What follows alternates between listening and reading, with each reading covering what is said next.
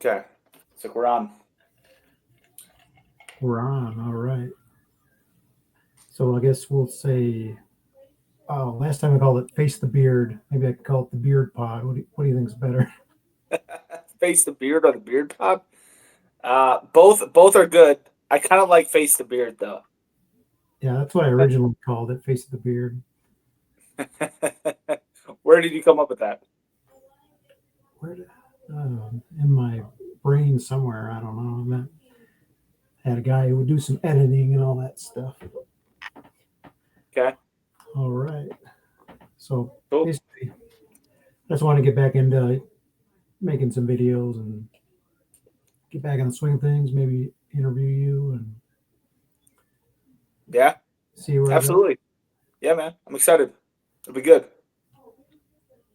All right. So let's just start with your YouTube channel, how you got that started. Yeah, man. Well, I've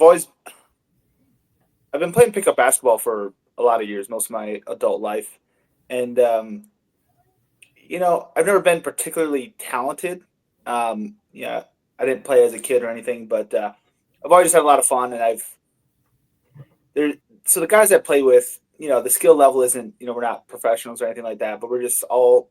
I've always played with older guys, and you play basketball with older guys, and the opportunity is ripe for funny things to happen. So I like to think I have a decent sense of humor, and with this last group of guys, man, I just always enjoyed nutmegging people. So when you nutmeg a guy, it's just passing the ball through the legs, and I've always enjoyed it. I always thought it was funny, but we just joke around at the gym. Just classic talk, and one thing led to another. Next thing you know, I was like, guys, we got to record this stuff because I'm dying laughing at most of this stuff, and just to do chit chat with the guys, we basically came up with a Megfather, Meg being short for nutmeg, and we decided we're gonna make it a thing. We're gonna play basketball, but we're gonna reward nutmegs. Yeah, I watched some. I thought it was hilarious. Sorry, my wife made an appearance. I didn't tell her I was doing this. Hi, Sarah. She just goes in and out, no problem. But Yeah. yeah, I'm I've learned through doing this. I'm a terrible moderator. I should have brought you on as the Meg father. No, it's fine. No, Chris Megfather. I mean, So it's this is just the Meg funny. father. And what's your? So if you want to follow the Meg father, it's just the Meg father, right? Yeah, just the Megfather. Yeah, yeah. We just decided, this is what we're gonna call the channel, and I don't know that and nobody's out here calling me the Megfather, as far as I know, but the channel is the Megfather. And again, it's just obviously a play on the Godfather, and we People we reward basketball nutmegs. people who like basketball and humor, basically. Yeah, I mean, obviously, we're in the basketball space, but yeah, I think it's more just funny. The things I'm attracted to are things that make me laugh. If something makes me laugh, generally speaking, I'm interested. And basketball nutmegs make Yeah, me laugh. I thought it was funny. My only concern, it's a very narrow focus, but I think it's hilarious. Absolutely, it is. It's one of those things where I don't know how many people are obsessed with this stuff. Obviously not to the degree that we are, but at the end of the day, it makes me laugh, and I enjoy making the content. I have a lot of fun.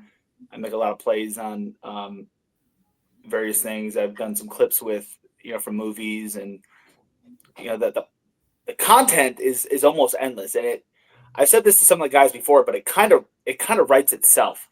I'll just be editing the video, going through the footage, and then something will just kind of come to me where it's like, oh, that's funny. So if it makes me laugh, I'm just going off of what I think. I think somebody else might think is funny as well. Yeah, that's cool. I started mine just because I was too lazy.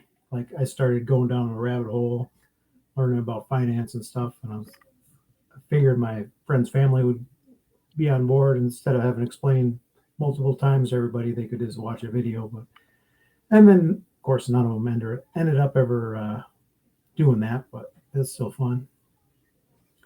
Yeah, I mean, that's what a lot of YouTubers say, right? They just pick up the camera. I mean, anybody can have a YouTube channel these days. And if you got something you want to share about, something you want to talk about, obviously you're interested in Bitcoin, and as am I. And yeah, so that's what probably most of our conversations revolve around is Bitcoin and um, other various strategies, if you you could say. All right, and then next, I was going to point out I was did bought some. Oh, let's talk about the nicotine journey first, because I'll start with me. Like back in the day, I never liked it. I, I'd hang out with a bunch of hockey players, and they'd all be chewing the tobacco, and I thought it was so disgusting. And then recently, you know, and they always said no, nicotine's addictive, nicotine's bad, and then it's like, well, it's not actually the nicotine that's addictive, or what, it's all the other crap that they put in there. Like when I was chewing the tobacco, it felt like it was like glass that would little fiberglass that would make Sure. cut up your cheek, try to get you addicted, and all that. But then recently they came out with, or maybe it's been around a while, the pouches. Like I don't know, Tucker's got his pouches and the Zin and all of that. And I bought some on. We can put the link in your thing. The 10%. I Yeah. got some of the knickknack. Yeah. Yeah. Knickknack. So when did you first start messing around with nicotine? Um, that was high school. Like everybody was chewing, but there was like the brown stuff that was like actual tobacco. You'd have to swallow, and it was nasty and it was gross, and I hated it. But I was just doing it like socially, Okay. trying to fit in. And So when did you I, start up with the I never smoked or anything. sure? When did you start up with the pouches? Um, just recently, I was watching a video about kind of how the warning labels they put it, like saying nicotine was addictive, was kind of a scam and everything. Like it's not the nicotine itself that is the problem, but all the other chemicals that they put with it. So I'm like, oh, I'll give it a try. Yeah, I mean, as you know, like, and I'm in the health space, and so even around family and stuff, there's a lot of negative a stigma. There's like a stigma with nicotine. So it's like, hey, don't you be careful with that. You shouldn't be using that. Because I think largely because it's associated with cigarettes, which we know is a problem causing cancer, etc. But the cognitive benefits of nicotine are real, and and that's I want to say just hearing Tucker Carlson talk a little bit about it, and it's like okay, he uses that. Okay, that's interesting. Then I started seeing more people in the space using it as well, and so I started getting a little more curious, and I've watched the whole thing Andrew Huberman did on it. I don't think he's out there using nicotine necessarily because he's deep in the weeds on because I think actually think nicotine is addictive. I think it's very similar to caffeine, but you know to that point, it's like well, caffeine's addictive for sure. If I don't have caffeine, it's a problem for sure. Um, and so I started kind of viewing nicotine similarly to caffeine, like a tool for productivity, a tool for um, staying sharp, things like that. Obviously, it probably could be abused, and certainly I've seen just from when I started and to where I'm at now, I'm using much more than when I first started. So My worry was what's like that? my worry was the baseball players. They would get like the throat cancer and stuff. This Sure, yeah, um, this doesn't have all the other crap. I think that would give you all, or would it? yeah. I mean, even the pouches, I think will have some negative drawbacks to it. I think there's some stuff in there that maybe isn't ideal, and I'm not gonna be out here advocating for things that I think are going to harm people. But I am interested in cognitive benefits. So things that help you be more productive, be more alert, engaging, whatever. So knickknack was a perfect thing for me because you look at the ingredients; these things are all this. It's got like essential oils in there. It's got, I think the nicotine they use is a synthetic base. I'm pretty sure. Don't quote me on that. I'm not actually positive on that, but I'm pretty sure that's true. And so knickknack, I think, is the cleanest brand out there that I've found. And so um, but yeah, we do have a discount code. Again, if you are looking for a clean alternative to nicotine, or a clean source of nicotine, maybe not through pouches, maybe not through obviously tobacco vaping. I'm not a fan of, but yeah, we do have a discount code. It's discount code is nutmeg, so get 10% off there, obviously. And but yeah, I mean, if you're already using nicotine, or maybe you're considering it, I think knickknack would be the way to go for sure, in my opinion, whatever that's worth. It's worth a lot. Yeah, I bought some. And I'm no businessman, but you should put the little link under when you post the video. Yeah, so I noticed. Okay, so I was going to ask you. So did you just click on the link, or did you use the discount code, or how'd you do that? I just clicked on the link, and Okay. then it asks you for your info and stuff. But if you're going to be buying it anyways, it's like, why not support your fellow people? Yeah, man, I certainly appreciate that. And I think that's great. And, it's like, obviously, making the channel is fun and stuff, but it's like there is time involved there, and so anytime you can, you know, reward someone just by, again, if you're using the product already, or you're interested in using it, yeah, I mean that makes a lot of sense to me, and obviously I appreciate that. But I yeah, learned man, what's that? they're not all created equal. I learned this $2 one I got. Kind of tastes like feels like a turd in your gums. The taste is kind of weird. But Yeah, I don't know if we want to bash that brand online here, but yeah, there is a cheaper brand available at stores here, and I tried it as well. I ended up throwing it away, but no, I think Zin has a good flavor. Alp has a good flavor. Knick Knack has great flavor. So I've only done only other one I've done was Zen, and that's pretty smooth. I yeah, thought. yeah, I would agree. And so even Alp is good as far as like the flavor goes. But again, I had some issues, other issues related to it. So yeah, it's not my, that's okay.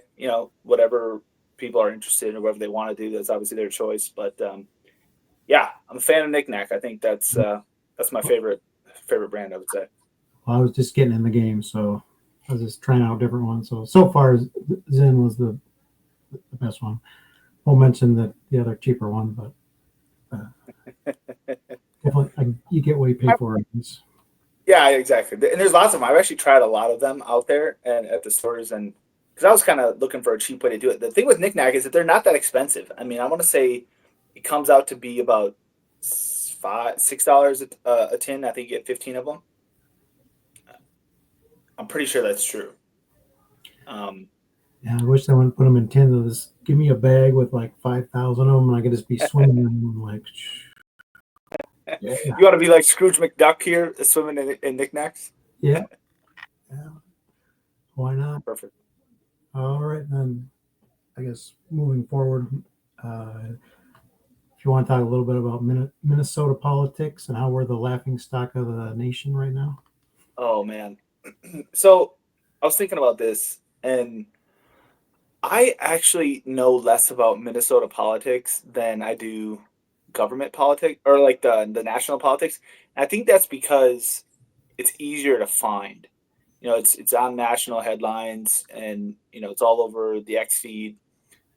But I find Minnesota politics to be a little bit like, I know it's not good, but I don't think I could articulate, here's all the things they're doing terribly, and here's what they need to do differently. I think that's the key there, is like, what should they be doing differently?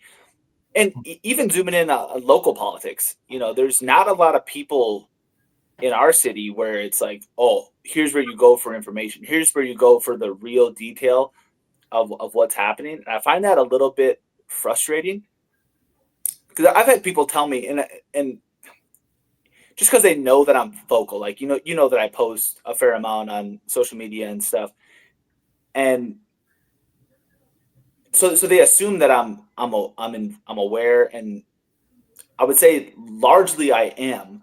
But they'll say, well, why don't you run for local office or something? And I'm just like, I don't feel like I know anything. How would I run for local office knowing that I don't know nearly enough? Like imagine you're elected in local office. Where do you even begin? I couldn't even tell you like what's wrong or what needs to change. It's just hard to sift through it, and I think maybe that's the local the local news. We have a few brands here, but it's like they're spinning everything, and how do you know what to trust? But I think on a larger scale, I think I can find pretty reliable information and say, okay, yeah, this is why I line, the way that I do. This is why I think what I do. But locally, I find it pretty challenging. Do you find it challenging to really understand what's going on at the local level? I was never into it at all until like COVID and stuff, and then of course in the vaccines, and then when Noser ran for mayor, I kind of started following a little bit, following those guys. But I should mention you're the first one I'm interviewing that I actually know in real life. That's why we're talking about local politics. Everybody else is all over the world, but so you're the first in real life one. But yeah, I was thinking along the lines of this nationally. Governor Tim Walz has just been the laughing stock of Twitter recently. Just makes minute like I hope people don't be like, oh, Minnesota's like this goofy communist guy. Yeah, it's easier to. I think now that he was on the national stage, it definitely is easier to. Well, he's getting more of a spotlight, and when you have a spotlight on you, I think you get more of you get more people, more eyeballs on you, more people digging into some of the things you say, some of the things that are inconsistent, maybe. And even when he was running against Scott Jensen this last election, to me it felt like a no brainer because it was like, okay, this dude let Minneapolis burn to the ground.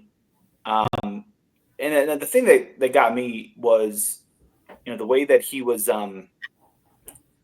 incentivizing children to get vaccinated with $200 gift cards.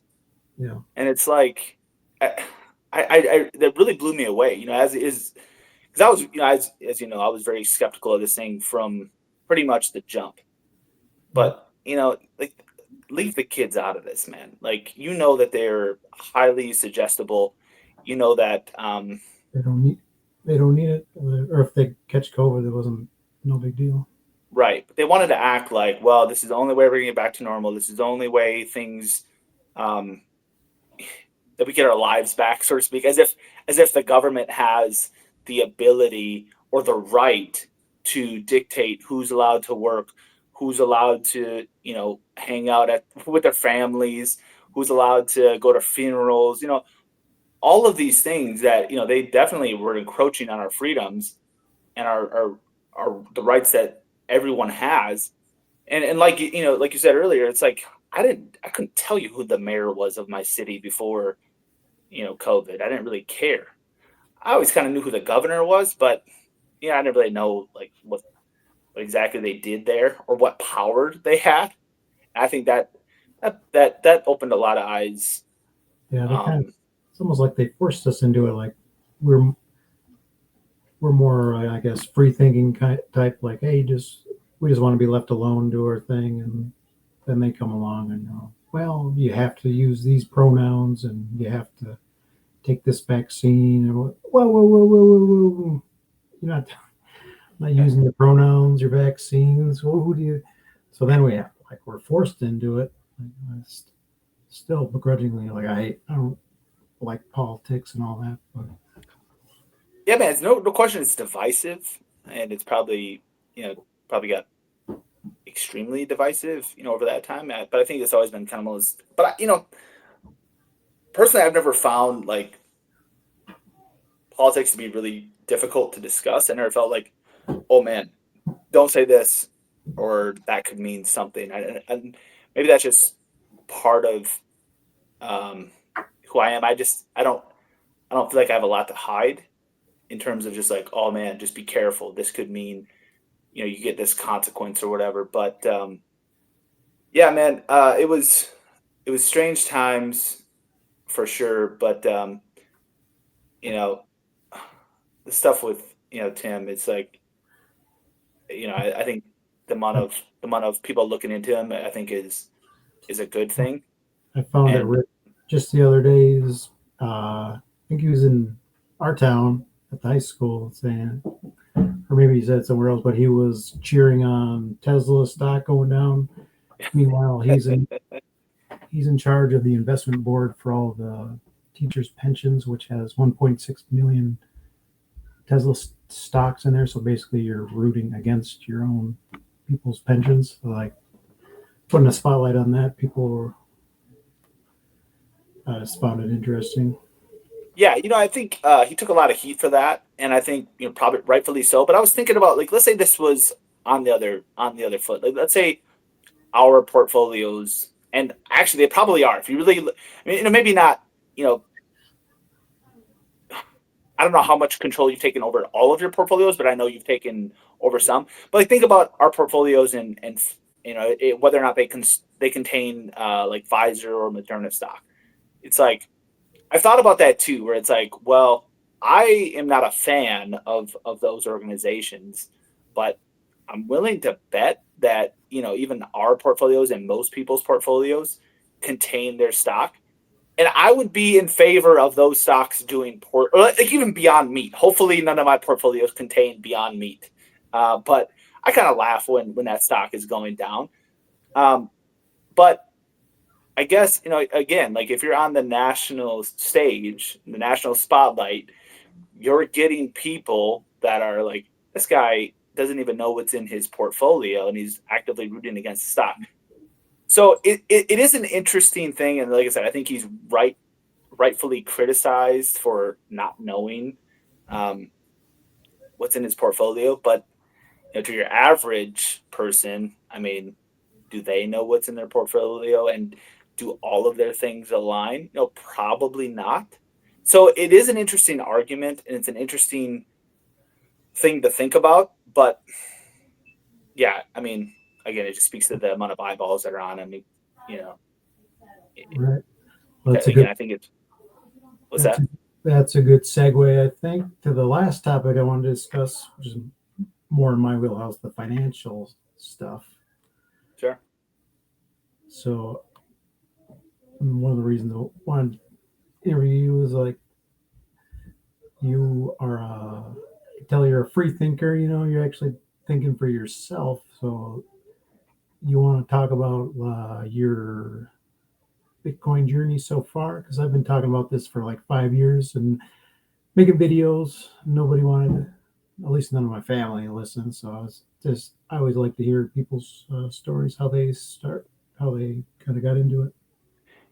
I think you probably had a big influence on me just getting in the rabbit hole, so to speak. And like a lot of Bitcoiners in the early, you know, I hear a lot of people are, they write it off, they're skeptical of it.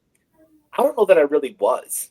I mean, I think I read the Bitcoin Standard early, and that made a lot of sense to me. But I think what did it for me was, or why it made sense, was my experience with the like the conventional medicine. So as I mentioned earlier, I'm in the health and wellness space, and in 2016, my son was, had a diagnosis, a really tough one, and so I went through, the process of like, how does conventional medicine handle this specific thing, and he kind of realized like, oh, they don't really know a lot about this, Right. and so my skepticism came up, a while ago. So when I started hearing about skepticism of like, you know, money, and you're like, okay, you start understanding inflation and how, okay, these big banks, or the central bank rather, can just print money out of thin air, which creates inflation. You realize about you learn about the military industrial complex, the pharmaceutical drug, Yeah. complex. Like all these people are incentivized to print money or to have a problem, and then basically, hey, we got the solution here. So like COVID's a good example. Like, oh, we're just gonna write you guys checks, and it's like, well, okay, that's fine, whatever. But also, I know there are ramifications for this. Like I know this has come through inflation. So I started looking into inflation, how that works, and you realize like this is just a giant pyramid scheme. You know, And so like they don't really have the solution for you. In the same way that the conventional medicine doesn't always really have a solution for your issue. Now you break your face, you break a bone or whatever. It's like I'm glad I'm glad if there's an ER. I'm glad I can go there and get that fixed. But for certain situations, they don't really have the solution. So I think the idea of like a decentralized currency like Bitcoin, it did make sense to me. We're like, okay, nobody controls this.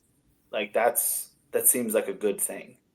And so I didn't really have a ton of skepticism, but yeah, maybe that just speaks to maybe I'm just not uh, as maybe I'm not a critical thinker. I don't know, but it's like I know a lot of people tend to, you hear about all these stories like, okay, first you write it off, you're skeptical, it's nothing, and then you're all in.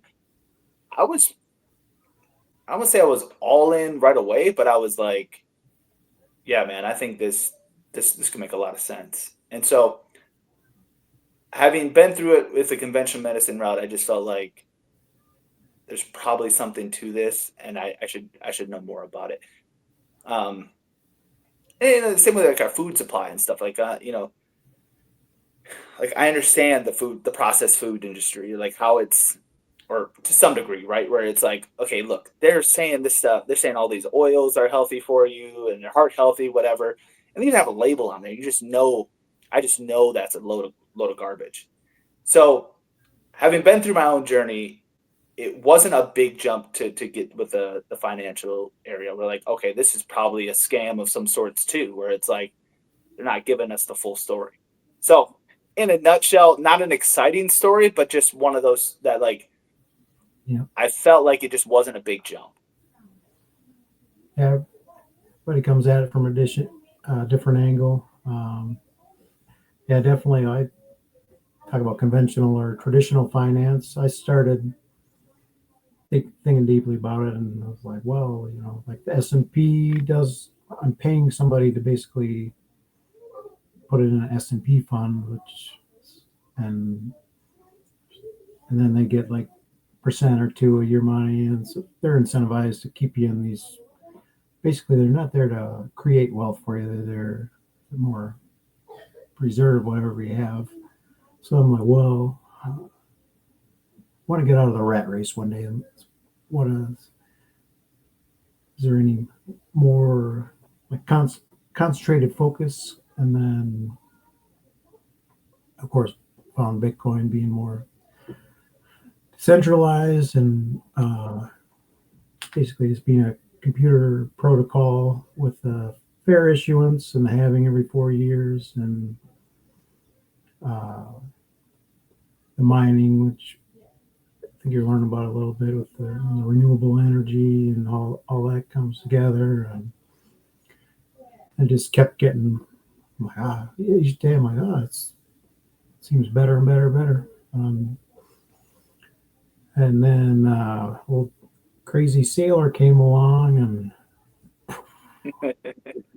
I Yeah, had the, you know, you're totally sovereign if you have your Bitcoin and cold storage, but I have all these. You have other accounts that are trapped or whatever, and so I had the Roth and some other things. So I started checking out within the last 6 months, like strategy, how they're becoming a bank and doing convertible bonds and doing all these other products, STRK, STRF, and all yeah, that. and I think. there's so many layers to this, and it's hard, I think, for like your average person to have an understanding of how these things work. Um, what are the different avenues? How should you hold it? And it again, there are a lot of parallels with the health industry. If I have a conversation with someone in my family, my extended family, and I start talking to them about seed oils, or I start talking to them about gluten intolerance or whatever, and all these things, they're just not ready for it. So it's like, how much do you dump on someone before they're just like eyes glazed over? So there has to be. I think Michael Saylor has talked about this too, where it's like you have to have a need for it, and you have to recognize like, oh, there's a real need for Bitcoin. And I think Dave Smith is a big influence on me. I listen to a lot of his podcasts on a regular basis, and he said basically all the evil stuff comes down to how the government is able to print money. He gave a great example of like the Afghanistan war. He's like, do you think if this were if funding that war was dependent upon taxpayers, like would that have gone on for 20 years? Where they say, hey guys, we're gonna keep this going, but we're gonna increase your taxes so we can keep this war going. No way. No way does that war keep going. So having sound money, you realize, does kind of fix Yeah. a lot of the corruption, a lot of the garbage that you find in government. Yeah, and that's where it come at it from the biblical angle of like if the base layer of money is corrupt, it's based the system's based on theft. Thou shalt not steal. And there's a Bitcoiner, I think Jordan Bush. He writes a lot about. He used to be a pastor and writes about. Has a book about the biblical case. I think Thank God for Bitcoin. Yeah, So yeah, I many, think there's so many different angles you can come at it from. yeah, and again, I think it is. I mean, there are a lot of angles, but it's like, how much are people ready for? How much are people, do they recognize that they're having that there is an issue? And like for you and I, like we're not uh super young, but we're not boomers. So boomers are largely taken care of. Old. What's that? Who you calling old? But yeah, there's a lot of those guys are sitting pretty well off. But for someone like you and I, or, they had job security. They say the one job they had a pension. You know, I don't know. I don't know. Maybe you have a pension with your current role, but I don't even know. I don't think I do. Um, and I guess I feel pretty confident saying that I don't.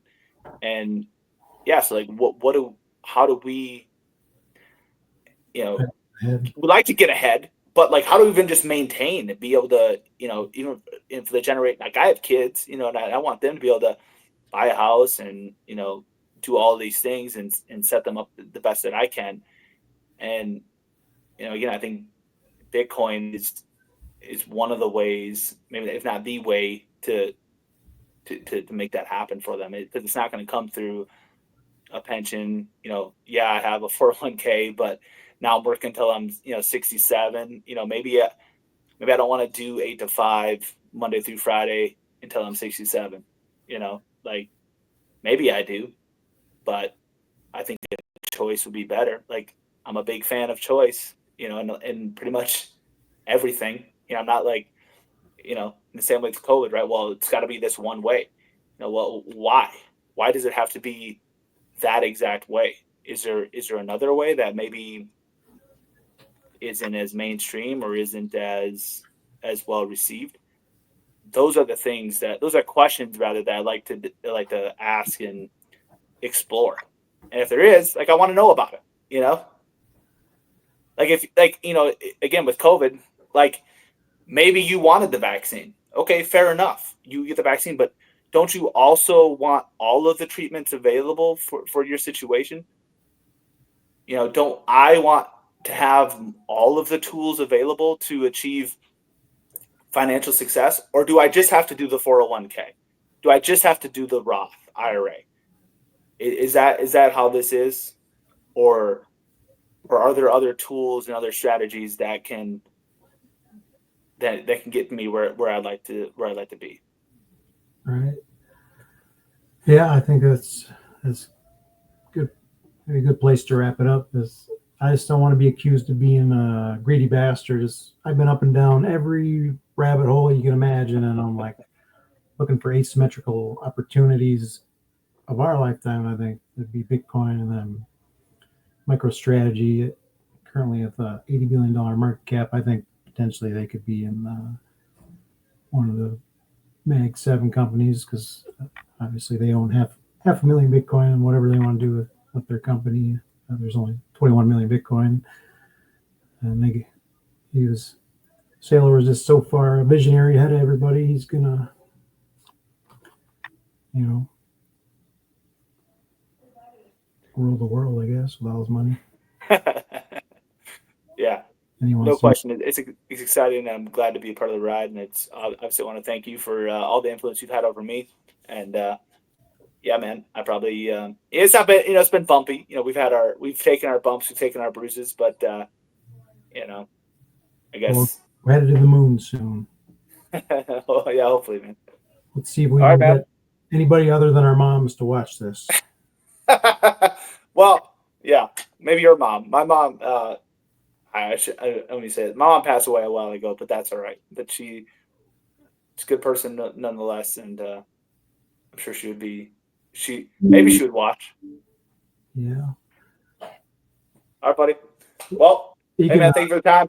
Yeah, bud. you can just Keep you posted. email me or you can stop recording and then if you want to, I don't know how it works.